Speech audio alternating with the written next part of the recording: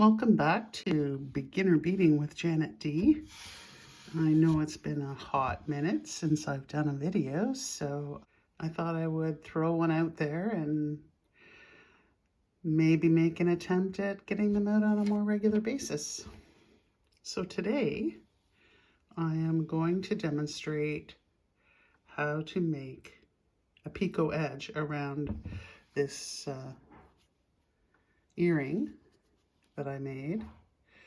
On the back I have leather grade cork, and I have beaded onto some stiff felt with a cabochon glued in the middle, an embroidery project.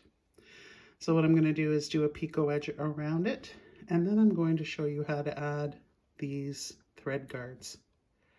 You want to keep in mind that you want to start your picot edge where you want the thread guard to go. So you want to look at your project and decide which will be the top. So I have decided that I'm going to put my thread guard around there, so I will stop and start there. I'm going to give myself a decent amount of thread, about 1.5 arm lengths. You want enough thread to go all the way around your project. And I'm going to run it through my wax.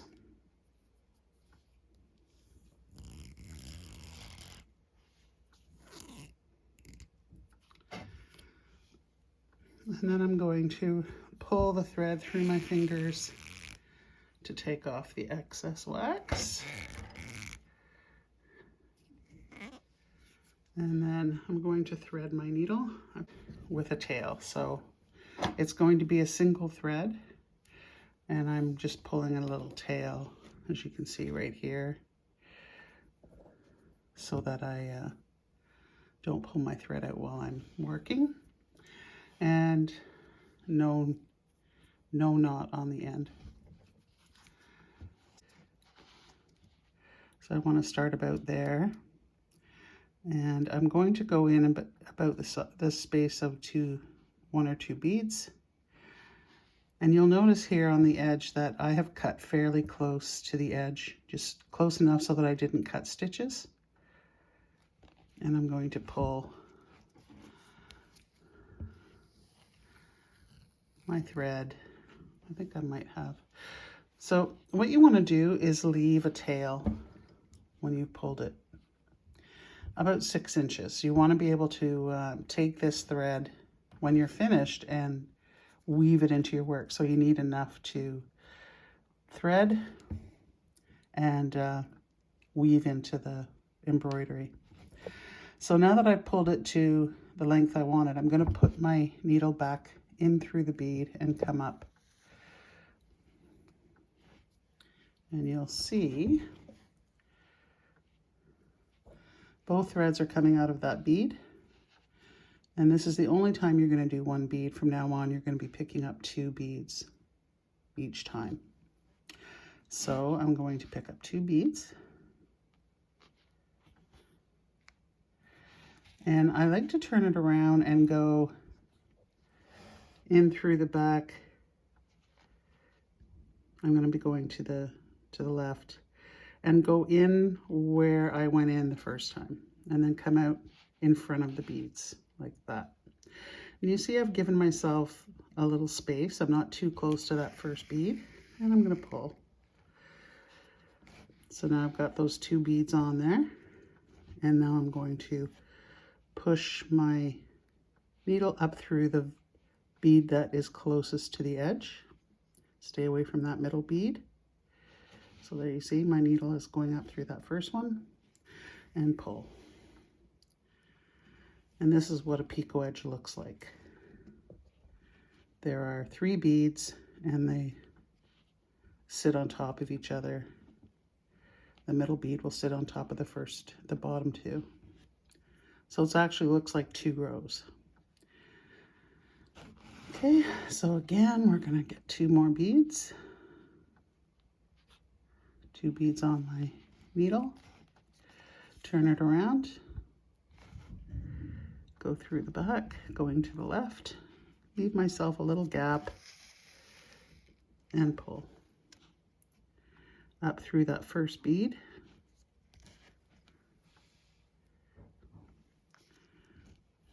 and pull.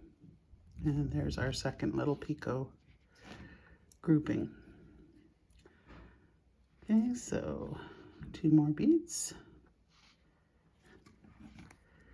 through the back,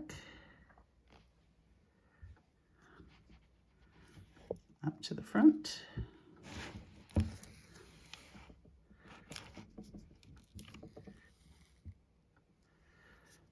pull,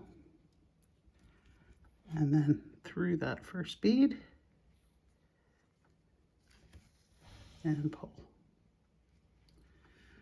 And that's all there is to it, going all the way around, 2 beads at a time. Get to the top with the thread guard. Okay, so I'm just going to finish off these last few with you. 2 at a time, up through the first. Just remember, you always start with the 1 bead at the very beginning. And treat that 1 bead like the last bead by going up through it. So both threads are going through it. Through the 1, doing 2,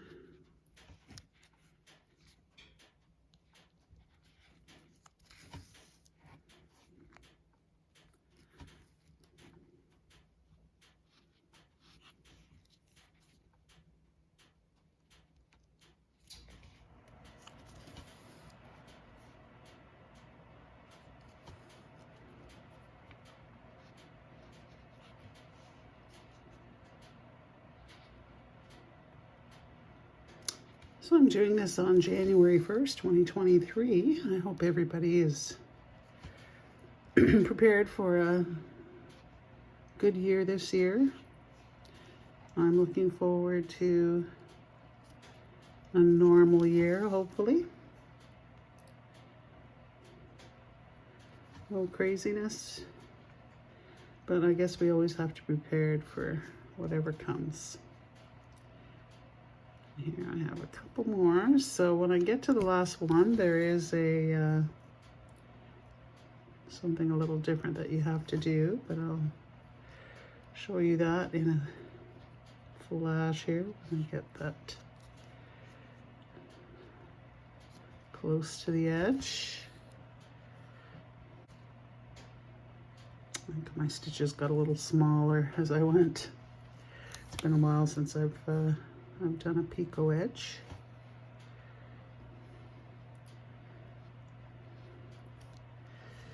So this might,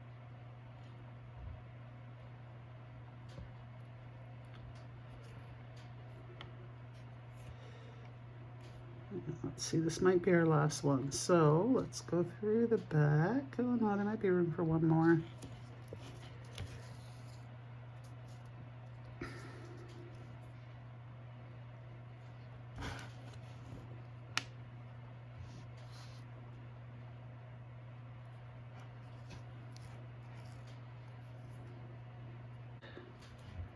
Set of 2, so I'm going to put 2 on my needle, go through the back like usual, up through the front. I'm going to go through that last bead again the final time, and I'm going to add 1 bead. So I take 1 bead and I push it down through that first bead. So I'll put my needle through there, and I'm going to go through. So you've added that 1 bead to join those last 2 beads, and you're going to weave your work in. But before we do that, we want to put our thread guard on. I don't have enough thread on this one to do the thread guard. If you have enough thread on this one, you can add the thread guard with that one. So I'm going to come back up and go through where I want that thread guard to go. So I'm going to come up through a bead, through this bead here. I can get it. There we go. So you can see I've come up through this bead here. And I want my thread guard to sit between these two beads here. These two, this one and this one. So I'm going to pick up my thread guard, and it has like a little hole in it to put your needle through. Oh, I need a thinner needle, this one's. Okay, so I changed to a size 13 needle because my needle wouldn't fit through the thread guard here. So this is why it's good to have a lot of different size needles, but you can see there that my needle went through that thread guard quite easily. So I have pulled the thread through, and I want to sit the thread guard where I want it to land, and I'm going to go down through the other side of the thread guard and down through the bead.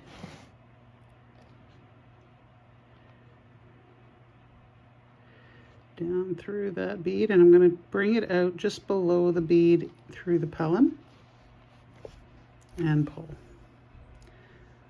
And you want to make sure that that thread lands in the channel that will hold the thread. And I'm going to go around twice. So I'm going to go back up through that first bead.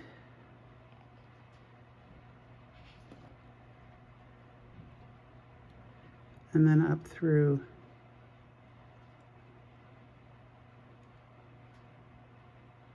the thread guard channel.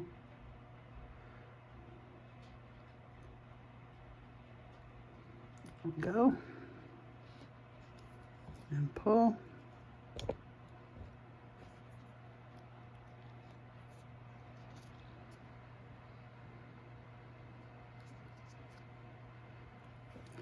And then go back down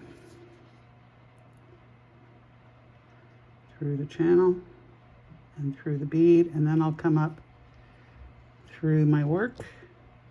So I'm down here again, and that's where I'm going to weave my thread through my work, and you can see the thread sitting in the channel. So this is where you're going to hang your... I like using the Picot edge when I'm using the thread guards because it sits on top of the bead here. Okay, so I'm going to run my thread through a few of these beads.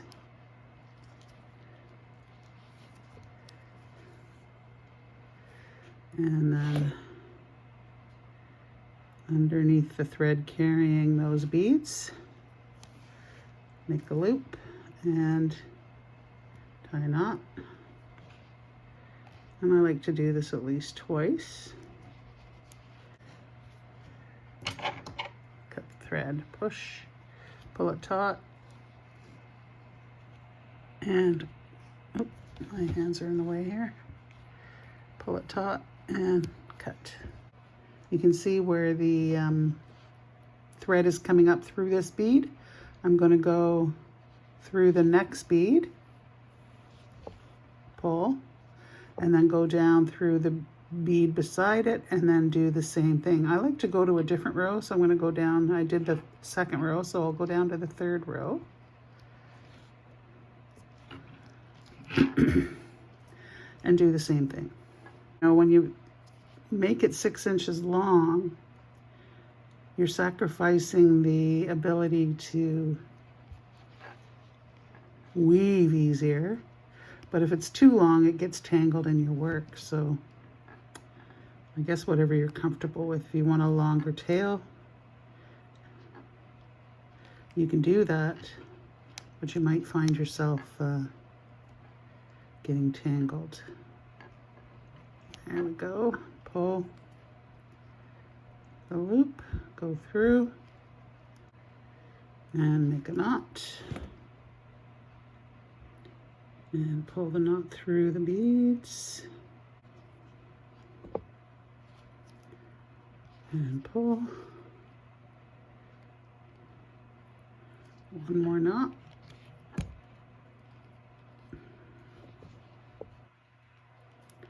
And then we will give it a snip and we'll be all done, and I'll add the hook.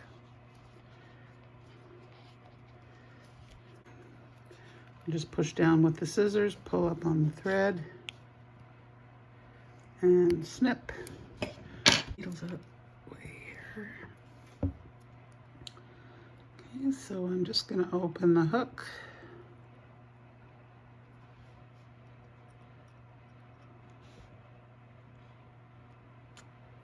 Like so. I want the hook facing the back of the earring. And we'll put it on there. And I'll turn it around. I like to push these, the ball and spring up when I'm squeezing the hook back. And give it a squeeze. There we go, closed. And we'll push the ball back down. And the spring. And there we have our thread guard and hook on our earring. Thank you for joining me today. I hope that you'll find this Picot edge process useful. If you have any questions, don't hesitate to contact me or leave a message or a comment, and I'll get back to you or make another video.